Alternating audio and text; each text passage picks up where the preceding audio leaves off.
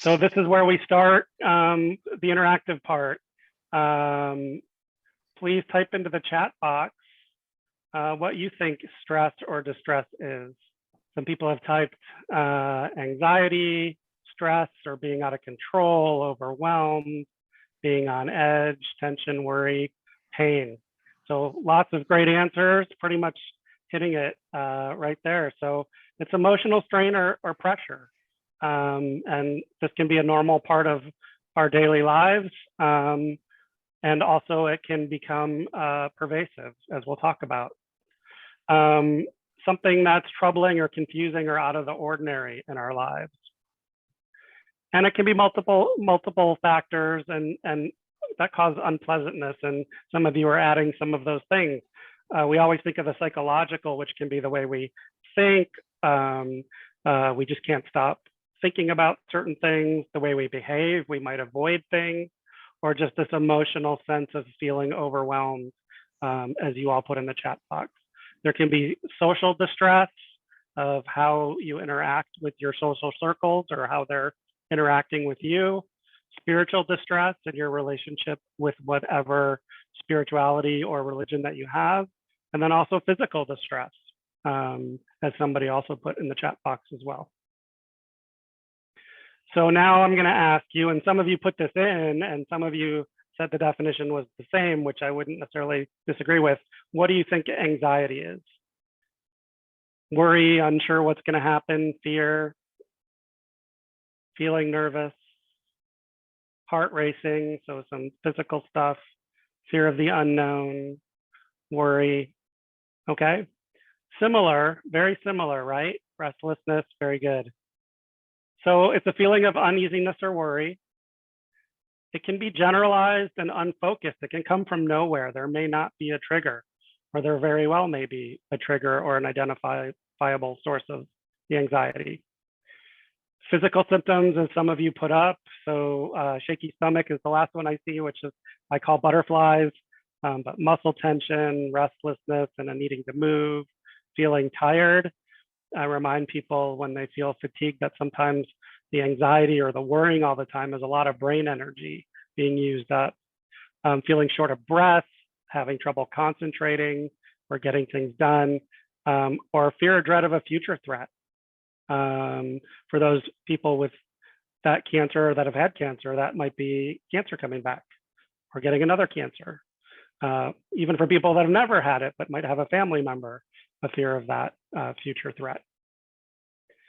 So anxiety disorders, as a psychiatrist, when I diagnose somebody with an anxiety disorder, it's different from normal fear or anxiety. And we'll look at the spectrum in a little bit, but it's excessive and it's persistent and you're unable to cope with it. And so we might intervene in several ways, which we'll also talk about. But the point, and I didn't put this on a slide, is, anxiety is a normal part of our lives. It's evolutionary. It's what kept us from being eaten by bigger animals than us when we were first being developed as humans. It's what keeps us safe. It's what hopefully keeps us safe now so that we don't do things that endanger our lives. So anxiety is a normal part of life. It's when it becomes overwhelming and pervasive or impacting your ability to live your life that it becomes a problem, what I would call a diagnosis. And to be honest, I don't really care about diagnoses as much as people's symptoms and how we can help make them better. I may call it the right or wrong diagnosis. It doesn't matter at the end of the day. To me, it matters, am I helping you feel better? And that might be myself treating you, or it might be handing you off to our social work team who has different skills than I do that can help you feel better. So do you have anxiety? Well, these are some screening questions. And I find anxiety is the hardest to screen and interview for often, because as you sort of pointed out in the chat, there's so many different ways people describe anxiety or stress, and really getting to the bottom of what it is. But here's a few screening questions that I'll tell patients or ask patients, or I'll teach other physicians, which is, do you worry a lot? And quite often I'll ask, are you the designated worrier in your family or with your friends? Do they say that you worry a lot? Do you carry the worry for other people? Are you often fearful of things? Or do you feel that nervousness, anxiousness, just on edge, kind of almost over caffeinated, but you can't quite explain it, something inside you that's driving this nervous feeling? And again, these are just screening questions. It doesn't mean that there's anything abnormal. We all feel this time to time. Again, it's to what extent and for how long and how it's impacting your life that's important. So if you have cancer or maybe a family member with cancer, what kinds of things you might think or have you seen? And certainly don't share anything personal that you don't want to, but just in general, what things can trigger distress in patients with cancer or family members of people with cancer? Hearing the word cancer, side effects,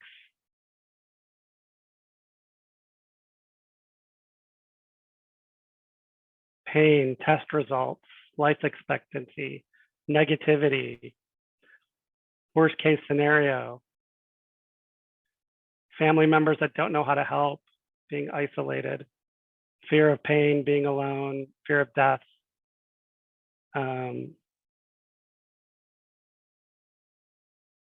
anger, aloneness. Great. Who will take care of my children? It's funny. I didn't put this in this talk either, but if you talk to cancer patients about what their biggest worries are, they often list all the things that you mentioned. And there's not the things that oncologists check on. It's not, what are your vital signs today? What are my lab tests today? There's some of that, my pain level. It's all the things that you listed that are at the top of the list typically. And I also want to talk a second, and this is a whole topic into itself, but because you brought it up, I want to take a little aside about communication. So I'm scrolling back up through the chat because it shrunk on my screen, but someone said hearing the word cancer. Somebody said negativity. Somebody said family members that don't really know how to help. And this all gets to communication between yourself, your loved ones, your caregiver, the person you're caring for, your friends. And honestly, it's about being honest with them about what you need. So quite often, my first job in talking to a patient is wanting to know what they know, what they understand, and what they want to know. So some people don't want to hear the word cancer, and they don't want to be identified that way when they go out with their friends and be asked all the time about how their cancer is doing. And there's other people that want that and wonder why their friends are not asking. And quite often it's because their friends don't know what to say or how to communicate. So I often talk to patients about letting people know what you want and what's too much and what I need to do as a doctor. So I used to work in San Diego near Qualcomm, and I saw a lot of engineers, and they wanted every single lab and detail down to the third decimal point. But then I talk to patients that will say, I don't want to know anything. I'm living today like I have tomorrow, and one day I won't, which of course is true for all of us, and is different through the lens of cancer than for those that don't have cancer. So it's really about what you want to know, what you don't want to know, how you want to be communicated with, and letting people know what that is and what you need at that time. The other aside on that is I have patients, their family flies in and their family wants to be helpful, but at some point, patients also want some alone time. And they don't want to tell their family they need some alone time because they flew from across the country to help, and they don't want to upset them. And the family, all they want to do is help, and they don't know that the person just needs some alone time because they're used to living alone. So it's, again, setting those expectations and boundaries of what you need, what you don't need, and being honest with each other. And certainly I help patients with that. JK's team helps with that as well. So you guys, you all listed everything. So new symptoms or symptoms that are worsening or uncontrolled, learning that a diagnosis is cancer, testing and waiting for those results. And this is true both during treatment and even after treatment when you're getting checked every 3 or 6 months or a year. I have a lot of patients that have 1 week of anxiety a year, and that's the week leading up to their tests. Sometimes it's interesting because some patients it's before and some patients it's after waiting for that result. And some it's overlapping both. Everybody's different. And so I need to ask everybody about that. Waiting for the start of treatment once a diagnosis is made, side effects, transitions in care, going in or out of the hospital, deciding to end treatment in some cases, how many lines of treatment, when treatment doesn't work, what's next, what else is out there, cancer becoming advanced cancer, and long-term survivorship and what that means. Cancer changes everybody's life forever. Every experience we have in our lives changes our lives forever. And so you will live the rest of your life with the experience that you've had with cancer and how to cope with that if there indeed needs to be coping, or how to change that. And I've been amazed at how many patients tell me the number of benefits they've had from going through the experience. Not something when I started out I thought I would hear out of patients' mouths, but I hear it quite frequently, and I'm sure many of you have thought about that or talked to loved ones or your caregivers or your care team about some of the benefits of something that can be so difficult and challenging and at times tragic. So what else can increase distress? We talked about spiritual or existential distress, communication skills, and we just talked about even if you are the best communicator, it may not be easy to communicate about this, family conflicts, lack of social support and being alone, not having stable housing, immigration status, children, financial issues, food and insecurity, lack of sleep. Sleep is actually my #1 target for every patient. Just getting people good sleep makes everything in the world a little bit better. Doesn't necessarily take it away or cure it, but it makes things better and it makes it easier to cope with things. And then mental health, of course, having stress, poor sort of mental health before having cancer, which basically this is too, and substance use issues as well can cause increases in distress. In cancer, we often see more distress in younger age. And if you want to write in the chat why you think that might be, I think we could all guess why people that are younger might have more distress. And again, this is all generalities on average. Everybody is different. But in general, that's what we see. And let's see, scrolling down. Nobody's added yet, but in general, it's sort of the longer potential they see lost or the dreams that they see lost. And in general, the younger we are, the more of those unrealized potential and dreams that we have. Traumatic life experiences, such as the loss of a loved one or close one. And that's another good point from Lynn, not as equipped to handle emotions at a younger age as well, sort of not having that wisdom that we all gain, whether we feel like we have or not, we all do gain some wisdom from age. Or experiencing traumatic things like assault, abuse, or life-threatening accidents can all lead to increases in distress and anxiety. So this is the continuum I talked about. There's anything from normal adjustment to stress or distress to what's called an adjustment disorder, which I call sort of coping out of proportion or not able to cope with something that you just need some help with coping skills.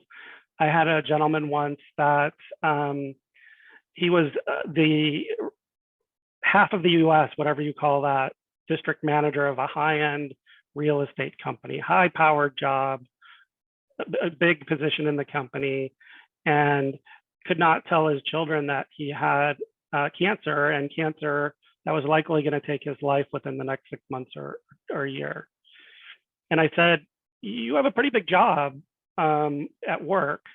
Do you ever have to have difficult conversations with any of your employees? Yes. Do you have to ever give them bad news or tell them that they're fired? Yes. Well, how do you do that? Well, I usually sit them down and I ask them what they think is going well and what's not going well. Then I asked permission to share something with them, and he had a whole sort of method for doing this. And I said, you think you can use that with your kids? He said, I never thought of that. So he already had the coping skill he needed, but he didn't tie it together. So sometimes it's tapping into those skills that we already have. Sometimes it's learning new skills. And then I told you we get into the diagnosable disorders, and that's when the anxiety is really impairing our lives and we really need to intervene with psychotherapy or medication or both, which is often best. I want to point out there's many medical causes of anxiety, and before I'm willing to diagnose you with a mental health anxiety issue, I want to make sure that there's not something medical causing it. So neurological issues like having a stroke or other syndromes can lead to anxiety. Hormonal imbalances, and the women on the call that have gone through menopause, some of them, and some of them that have had their hormones blocked because of breast cancer can talk about this and how hormones can impact your mood and anxiety. Just electrolyte imbalances, your sugar's too low, heart issues, not being able to breathe, shortness of breath is a big cause of anxiety. And we want to try to treat that, not treat you like you have a psychological anxiety disorder. In some cases, it might be both, or they might feed each other. Drugs and medications are often what I find most often, and I call these the EANs: caffeine, cocaine, amphetamine, theophylline. Many of you have probably been on steroids, and many of you have probably had thyroid problems either before cancer or from cancer treatment. And there's many other drugs and things as well. So I want to make sure that it's not something you're taking, including some herbs and the natural things. And I had a conversation with a patient yesterday that a lot of the drugs we have are natural. Penicillin comes from fungus or mold, right? Maybe we've synthesized it out. And yes, there are drugs that are synthesized in a laboratory as well. But either way, we're putting stuff in our body that can impact us. And it's always, as I try to look at all of you, it's always nice to see Judith's big smile just right there, telling me I'm doing a good job because she's got this smile just pasted on her face that doesn't change. Impairs, so how does the stress impact us? Well, it impairs our ability to function and our ability to cope. It can interfere with sleep, which I just said is really important.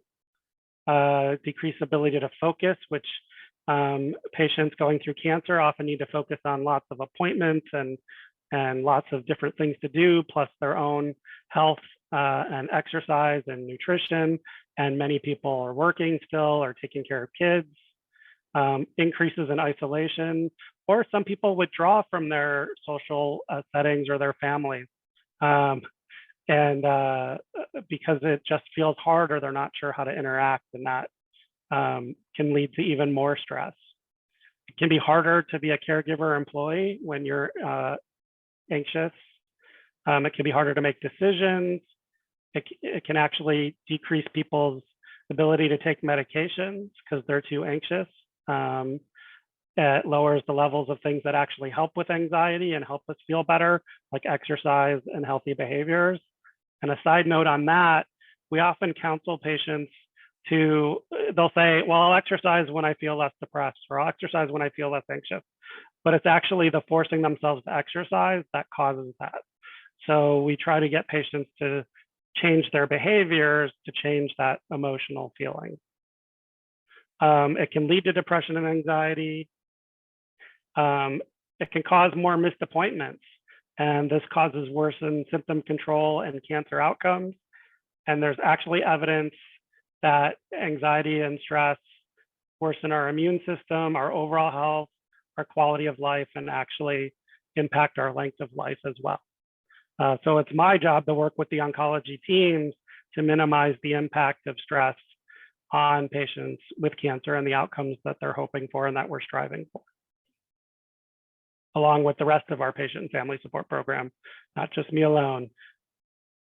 So how do we approach it? Well, one, just educating patients and some self-management. The example of the gentleman that already had the coping skill I told you about, and just educating him about that. relaxation training, social support, group or peer support, which we're all here for the cancer support community today, and often fulfills a lot of this and more as I'll widen my circle. I'm assuming you can see my arrow. Individual or group counseling or talk therapy, existential therapies, relaxation techniques, and when necessary, medications. I'm an odd psychiatrist in that I take away more medications often than I give, because like I said, they can be the underlying cause of many of the things that I see in a medical setting. But I do think that they are necessary at some points to really help patients to be able to live their lives or to engage in their treatment. Always best when combined with therapy, and always best when minimized, both the number of meds, the amount of medication, and the time of the medication. Quite often, anxiety can be a self-fulfilling cycle. So the sooner we nip it in the bud, the better. And that might mean being aggressive at first and backing off instead of slowly sort of not sure we want to do this, I'm anxious about it, and then it keeps getting worse and keeps getting worse. So self-management is getting people to actively participate in solving the problems that they see before them, helping them to make decisions, not in making the decisions with them or for them, but in how they make decisions in the past, how they want to make decisions in the future, who they want to help make decisions, what resources they have at their fingertips, and other resources people don't know about, like the cancer support community. I was fortunate enough to be a medical consultant on a TV show that dealt with grief. And one of the episodes, and there was a Facebook group around this TV show. And one of the people in the Facebook, so one of the episodes focused on the fact that there are grief groups. And we got feedback on the Facebook page that people didn't even know grief groups existed. And just like we meet patients that don't know the cancer support community exists. And so that's a big part of our job, and a big part of JK and our social workers' jobs is to connect people to resources they don't even know exist. Helping people communicate with their healthcare professionals if they're having trouble doing that or don't feel like they're getting the communication they need, and helping patients to or families to plan tasks and to set goals and reasonable short-term goals. Quite often, we feel better if we're accomplishing even small things than if we're just sort of running around trying to do everything at the same time. Supportive counseling that can help people improve the understanding of what the realities of the situation are and aren't. There are a lot of mythology out there, as you know, as well. So sometimes my job is uneducating people, educating about what can we change, what can be modified, and what can't. Helping create a different perspective, and often peer groups do that best. It's one thing for the doctor to say something, it's another to hear it from friends, family, or people that have gone through something similar. And again, as I mentioned earlier, identifying strengths and coping strategies. There are psychotherapies. Last I checked, there were 56 named psychotherapies out there, and my opinion is they overlap about 95% and call the same things different names. But the idea is helping people to work through their issues. Not every psychotherapy is great for every person, but the most important things are are rapport and unconditional regard. And I'll tell patients that if we're looking for a therapist, we want to make sure they're a good fit. They may have the best reputation and be, really highly well regarded, and just not be the right fit for you. I'll tell patients that about me that are seeing me. I may not be the right fit for you. That's okay. And so, but I do also warn them to make sure that it's really not the right fit, because often in starting therapy, you start feeling worse before you start feeling better, because now you're starting to dig into the things that you haven't wanted to think about or deal with. And so please make sure it's really not a good fit and not running away from starting to get into the hard stuff. There are a couple named existential group therapies and individual therapies for cancer focused on value and meaning. And we do have meaning-based groups. The cancer support community has meaning and value-based groups as well. So now I want you to relax. This is an exercise I will often do with patients. So I want you to take a good look at this picture really quick. And then I want you all to lean back in your chairs, get comfortable, and close your eyes. I want you to imagine you're at that scene or some similar scene, your favorite beach. And I want you to look at your toes, whether they're dangling from a chair or at the end of a towel or just buried in the sand. And then look out at the sand beyond your toes. Notice where it changes color, a little darker where it's wet. Then I want you to look at the water rolling up onto the sand. And just past that, the waves crashing. Look a little further and you see the waves rolling in from a distance. And further to the horizon where the water meets the sky. And I want you to look at the sky. Notice its colors. If there's clouds in the sky. Now I want you to all to take a deep breath and smell the pleasant smells of the beach, the salt air. Now I want you all to listen. Listen for the sounds of the water as it laps up onto the sand. Listen to the waves crashing. Maybe you hear some birds singing. And now I want you to focus on touch.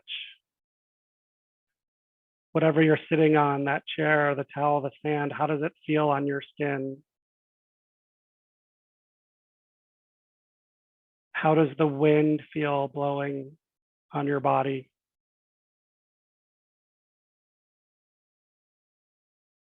And now I want you to put that all together and just take a minute to really experience the sights, the sounds, the smells, the feeling of that beach.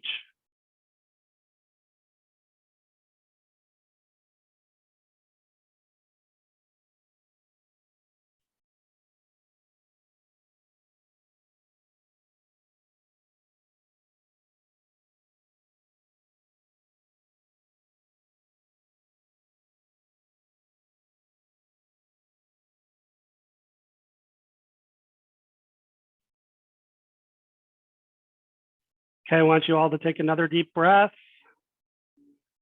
Slowly open your eyes. I've never done this remotely before, but typically there's at least one person that falls asleep. So I want to make sure everybody's awake. And I would like you to put in the chat both a number, how many minutes did that just take, and how you feel now in a word or two. Relaxed, anxious, angry because I hate beaches, whatever you're feeling. So, and then and how long it took.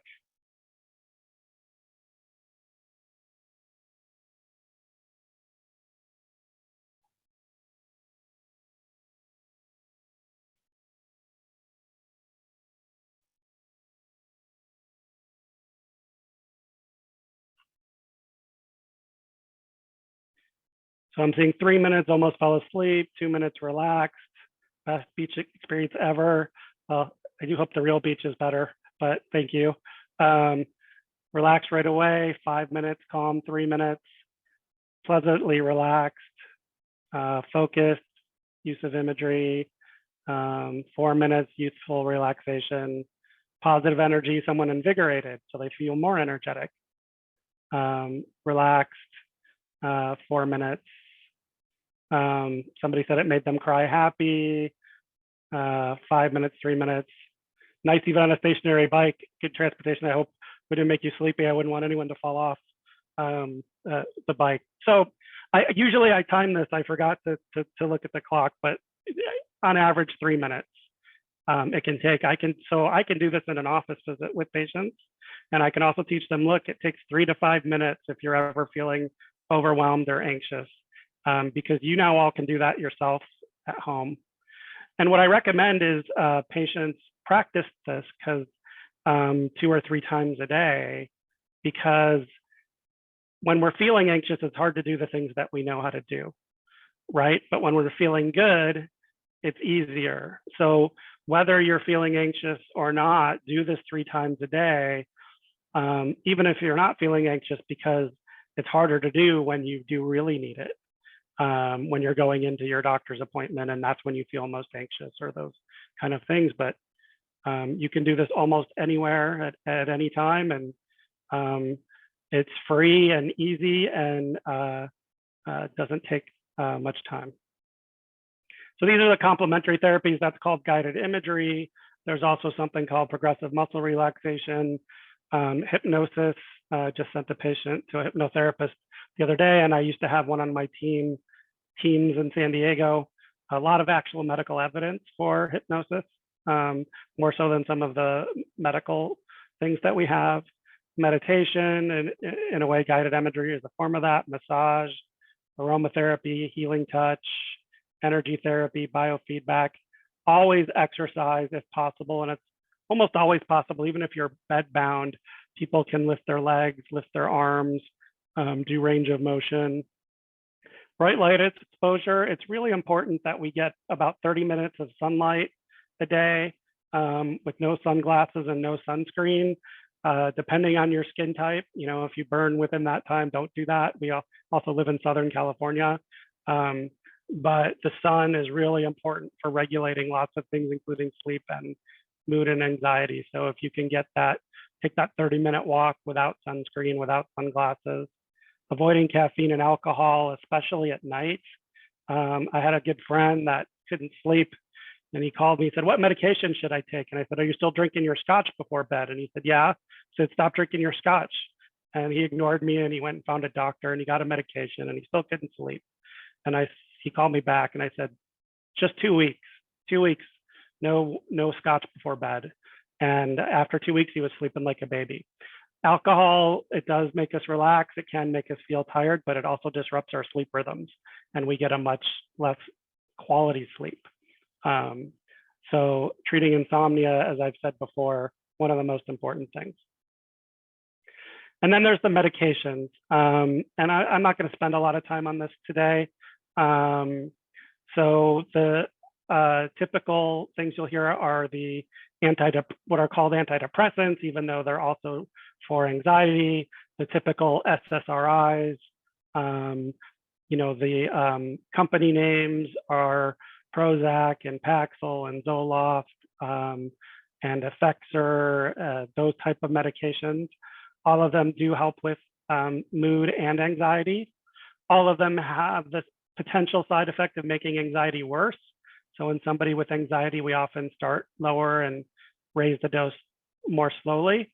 But it turns out that at the end, when you get to your final dose, higher doses are better for anxiety than for depression. So for depression, I might target a low or medium dose, whereas anxiety, I'm targeting a medium or a high dose. Benzodiazepines, this is the lorazepams and the clonazepams and the diazepams. Some of you may know them as Ativan or Xanax or Valium. I use these. They can cause issues with being too tired or confusion or imbalance. especially the older you are. But they also, unlike the antidepressants, which can take a few weeks to work, they can cut that anxiety right away. And that's quite often what I want to do, is dissociate what's going on in your life from that feeling of anxiety. And I'll use these medications. For those of you that are familiar with gabapentin for neuropathic pain, it can also be used during the day for anxiety, and a sleep medication called trazodone. This is the only one that doesn't affect your sleep quality. And it's actually an antidepressant. It just doesn't work very well as one, but it's very good for sleep. It can also be used for anxiety as well. And so these are the tools I think of when I really need to turn the volume down on someone's anxiety so that they can engage in talk therapy or coping. Or I met patients that could not even relax to do the activity we just did. In fact, whenever I do this in person, there's at least, and I work with doctors who are nervous anyway and have a lot on their minds, but there's always at least 2 or 3 people in the room that are sitting there with their eyes open tapping because they can't even relax enough to do that exercise. And so those are the people where I think we really need a medication to calm this down. So that's it. We have about 15 minutes for questions, as was mentioned at the top. I'll try to answer questions from the chat. If people want to unmute themselves